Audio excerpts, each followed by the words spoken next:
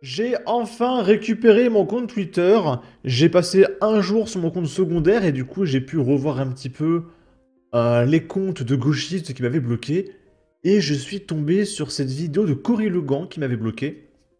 Donc pour la petite histoire, j'avais pris un ban de un jour de Twitter parce qu'il y a une vidéo qui circulait d'un mec sur Facebook qui avait pris un chat et qui le jetait d'un pont en rigolant. Et du coup, il y avait son nom, enfin son profil Facebook, et Twitter n'a pas aimé que les gens divulguent son identité. Et moi, j'avais proposé des solutions, voilà, pour cet individu, et Twitter a dit que j'étais un petit peu trop virulent. Voilà, donc j'ai pris un ban de un jour, je me suis un peu énervé. Mais voilà, grâce à ça, je suis tombé sur cette vidéo de Cory Legrand, et il nous dit, bref, je suis passé de la prison à la politique. Parce qu'en fait, il y a une petite mode en ce moment, et même il y a certains ministres qui l'ont fait. Il y a des ministres qui ont fait des vidéos à la Bref, grâce au succès de Bref 2. Les gens ils se disent que c'est stylé, les montages à la Bref. Et voilà, Cory Legrand nous partage son parcours politique. Parce que oui, Cory Legrand, il a fait de la tôle. Hein, ce gauchiste, humaniste, du camp du bien, etc. Et pour petit rappel, Cory Legrand avant était un journaliste de gauche qui faisait que de mentir.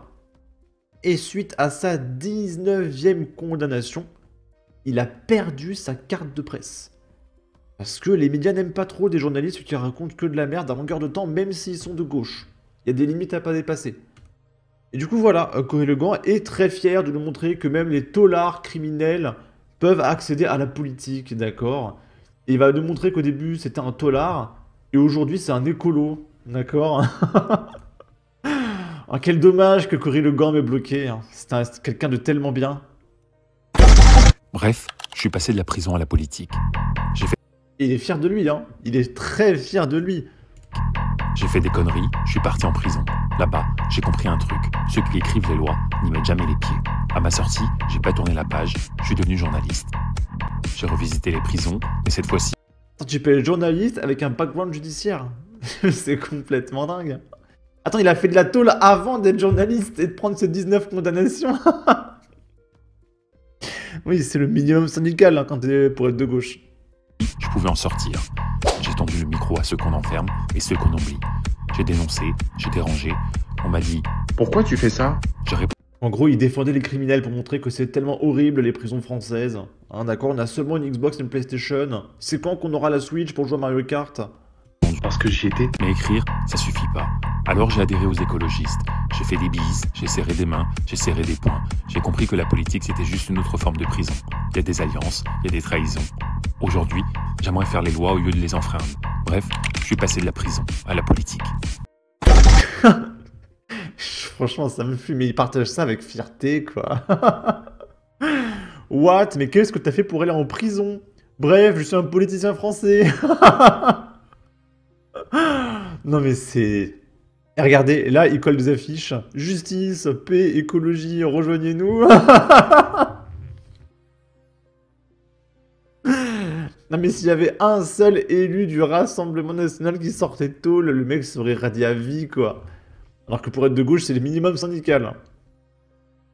Là, d'ailleurs, il y a un local du Parti Socialiste qui a été vandalisé par les Antifa à Lorient, en marge d'une manifestation contre les violences d'extrême droite. Les célèbres violences d'extrême droite. Et du coup, pour dire que les violences, c'est pas bien, ils font de la violence. Posez pas de questions. Et du coup, pourquoi ils s'en prennent au Parti Socialiste? C'est parce que pour un mec de gauche, le socialisme, c'est déjà du nazisme, en fait. Je suis désolé, ouais. Selon Ouest France, une manifestation régionale contre la montée de l'extrême droite a réuni 1800 personnes ce dimanche 2 mars à Lorient. En marge du rassemblement, plusieurs bâtiments ont été dégradés, dont le local de la Fédération du Morbihan du Parti Socialiste. Et on peut voir que la vitre a pris beaucoup d'impact. Et je vois qu'il y a un texte, il y a un tag. Il y a écrit ABAS, je sais pas ce que ça veut dire. Bon, bref. Et on va terminer par quelque chose de complètement lunaire. Souvenez-vous, à Toulouse, il y avait dans des prisons Les prisonniers qui avaient kidnappé des gosses, pointé des gamines de 8 ans, etc., qui avaient eu droit à un massage payé par nos impôts. Et il y a Gérald Darmanin qui a dit bon, ça va 5 minutes les conneries, faut pas dépasser les bornes.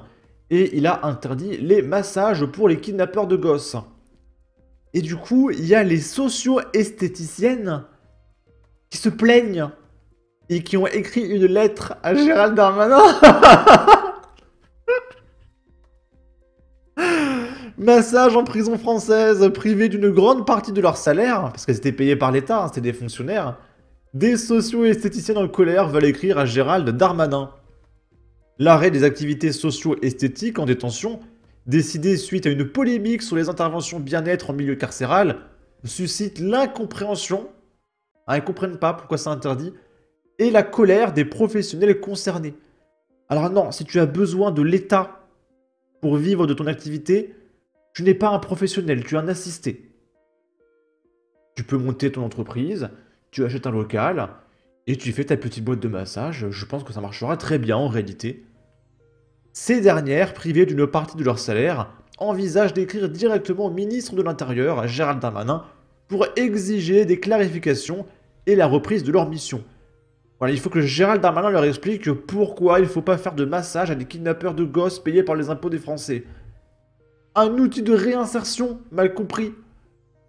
Masser des kidnappeurs de gosses, c'est pour mieux les réinsérer, c'est pour mieux les réinsérer en société, d'accord? Notre mission est bien plus qu'un simple atelier de détente. Nous avons un rôle éducatif sur l'hygiène, la prévention et la réinsertion, explique Valérie, membre de l'Association régionale des socio-esthéticiennes de Midi-Pyrénées.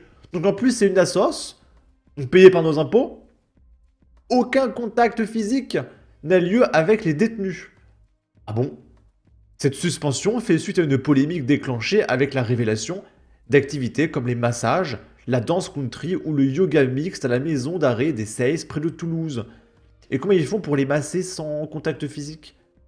Des syndicats pénitentiaires avaient alors critiqué la présence d'intervenants bien-être auprès de certains détenus, y compris ceux impliqués dans des affaires de terrorisme. Et comme je l'ai dit, on avait vu ça dans ma vidéo sur le massage des prisons françaises à Toulouse. Il y a des surveillants pénitentiaires qui expliquaient que certains détenus qui ont eu droit à des massages ont été condamnés parce qu'ils ont kidnappé des gosses et qu'ils les ont pointés dans des caves, etc. Ils se sont fait masser. Face à l'ampleur du scandale, Gérald Darmanin a ordonné la suspension des activités carcérales non liées à l'éducation et à la formation professionnelle. Pour les socio-esthéticiennes, cette décision a des répercussions immédiates. Plusieurs professionnels ont été informés par les directions des maisons d'arrêt de la mise en pause de leur intervention. Je perds plus de 500 € de salaire par mois avec cette suspension, déplore Valérie, qui intervenait 2 fois par mois en prison. 2 fois par mois, les mecs se faisaient masser. Véronique, une autre socio-esthéticienne, décrit l'un des ateliers aujourd'hui suspendus. Il ne s'agissait pas d'un soin classique. 12 détenus ont assisté à une session animée par de jeunes apprentis de la Chambre des métiers qui étaient eux-mêmes réticents à toucher les participantes. Ils ont simplement expliqué comment se nettoyer et hydrater le visage en appliquant de la crème avec une spatule. Alors je me pose une question. La nana explique qu'elle a perdu 500 € de salaire parce qu'elle venait 2 fois par mois en prison.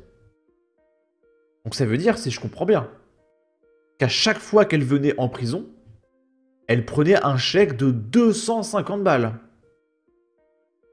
250 balles payées par mes impôts. En plus, là, on est le 2 mars, au moment où je tourne. Donc, je viens de payer mon URSSAF. Je crois que j'ai payé 368 € d'URSSAF. Et elle, elle soigne des taulards et des kidnappeurs de gosses. Une séance, c'est 250 balles payées par mes impôts, là. Que je paye. C'est génial. C'est quand même génial. Un manque de considération pour les besoins des détenus. C'est un besoin de se faire masser. Bah, j'aimerais bien être massé, moi aussi. Parce que je fais un métier un peu stressant. Donc, si on pouvait me masser avec mes impôts, s'il vous plaît.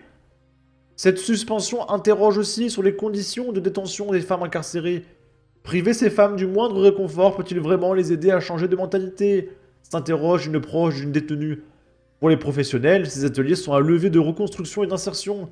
Face à cette impasse, les socio-esthéticiennes prévoient d'envoyer une lettre au ministre de l'Intérieur pour exiger la reconnaissance de leur métier et la reprise de leur activité.